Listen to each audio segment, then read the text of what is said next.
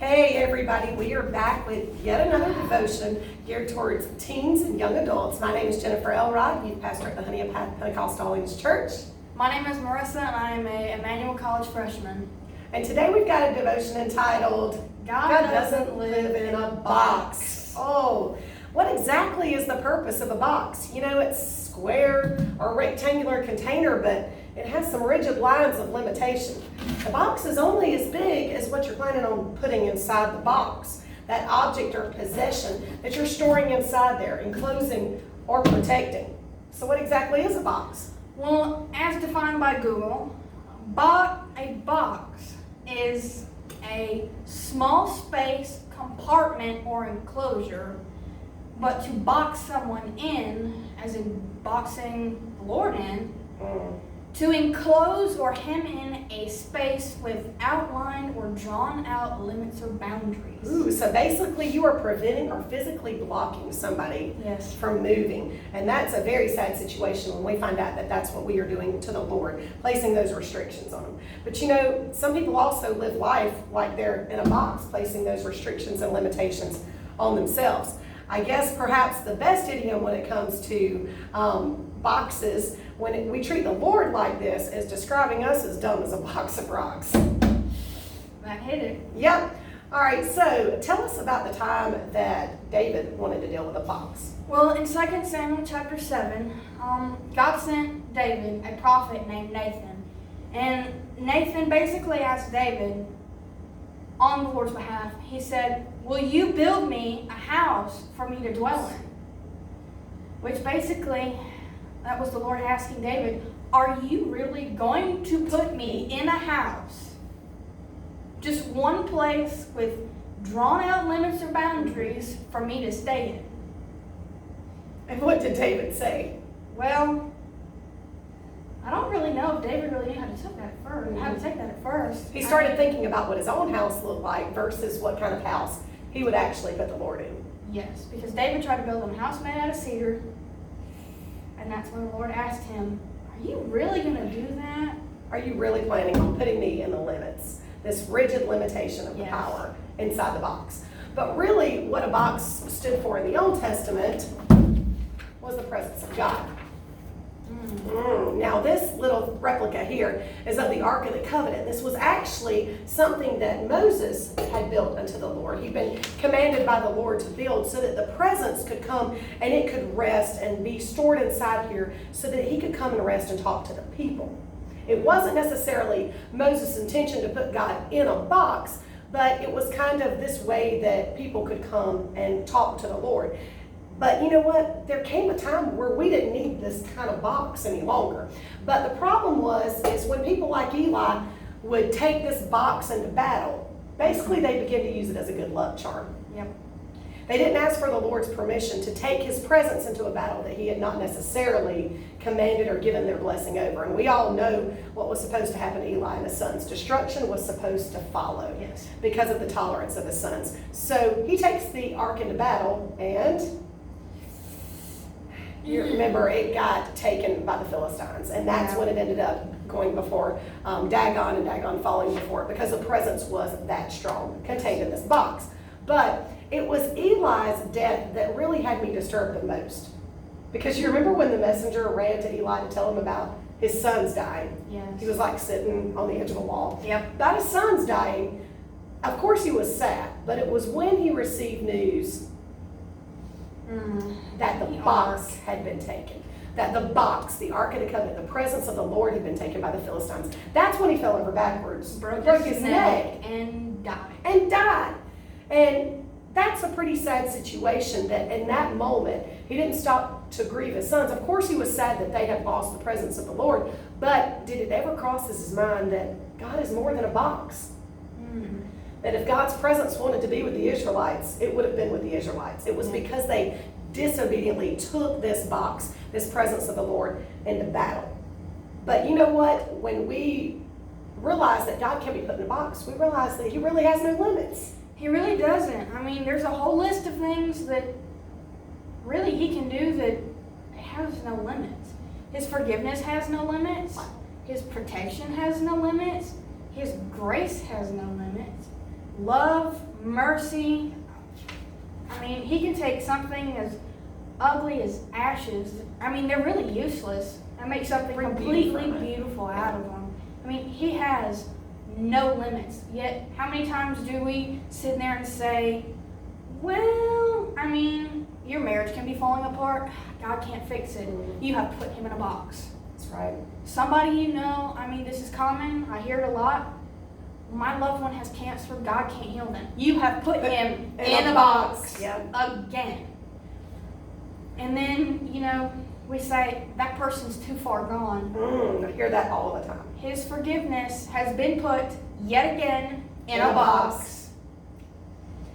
But from my understanding, Jesus didn't come to save those who lived in a very small, you know, little checklist. You're right. He came for those who put him in a box and for those who did not put him in a box. And it wasn't until like King David's time that this box started causing all kind of problems and confusion. Because one minute they're wanting to build a house for it, and the next minute David's running from his son and leaving the box right in the middle of the town where he'd abandoned. So he was trying to decide what's more important, the box or the presence of the Lord. And we remember David.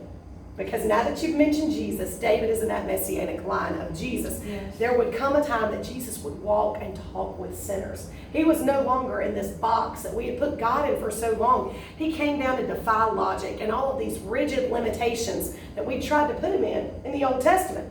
Jeremiah 3:15 through 18 even says that there would come a day when that box would no longer be remembered, missed, or need to come again. That was because somebody broke the mold of the box. And that somebody was Jesus. The Son of God came forth and he broke forth that mold. He knew no limits. He knew no limitations. He knew no expectations. All he did was his Father's will. Yep. He broke the mold. In fact, he broke the box. Yep. He demolished it. Demolished it. But you know what, as Christians, we all the time, we try to put God in a box. Yes, we do. And here's some of those ways that we put God in a box all the time. Well, we don't trust him. We don't believe that he's even near us. We don't believe he is who he says he was or can do what he says he can do. We even saw examples from Jesus, and we still don't believe sometimes that miracles can happen. It's very sad that we do put him in a box. Because how in the world are we going to say we trust him, but yet... We've given him four corners. Yeah. And four walls. And maybe even a lid on top of it. Ooh. Maybe we've even put a bungee cord around that lid. So that it can't come open. Yeah. So that he can't release the full power of his manifestation. We also fear sacrifice. If we let God out of the box, what is he going to ask us to do? Be fearless. That's right. This already is a little bit out of our comfort zone. Not necessarily something we were planning or expecting to do. Exactly. But sometimes we box him in when we begin to trust ourselves more than we trust him. Ooh. So we live like there's no box, and then we stick him like a genie in a magic lamp, just to grant us wishes. And we only want him out of the box when we need something. But we want something. Not all the time. Now that is sad. That is pretty sad. Devastating. A lot of times we give him a place and not a priority. See, a box has a place to go. We box him into time instead of... People put Jesus time on their Google Calendar? Yes, they do. Oh. All the time. You even get little Facebook reminders now from people who, you know, I did this with Jesus today. Our favorite is our Bible app that we use. Yes. Because at 7:55 every night, they think we go to bed that time. Yes. It'll say, take 5 minutes. Yes. To pray before you sleep. 5 minutes. You're giving the Lord 5 minutes at 7:55 since you're going to bed at 8 o'clock. Yeah, that's pretty 5 sad. minutes. That's extremely He sad. created 24 hours in a day, but only can give him 5 minutes. Yes. We also set extremely low expectations for what we think he can do. We think because, you know, we're human and we have limitations, that automatically has to mean That he has limitations. But isn't he the one who created us, not the other way around? How often we get that wrong. I mean, he did create us, but If he wanted to be in a box, he would have put himself in a box. He was the Exactly. creator. If he wanted us to live in a box with those low expectations of ourselves, he would have stuck us in a box or a bubble. Yep. We also put him in the bounds of our time and our space. We tell the Lord when we need something done. Yep. And really, he's already got it planned out what you need, when you need, and when he's going to give it to you.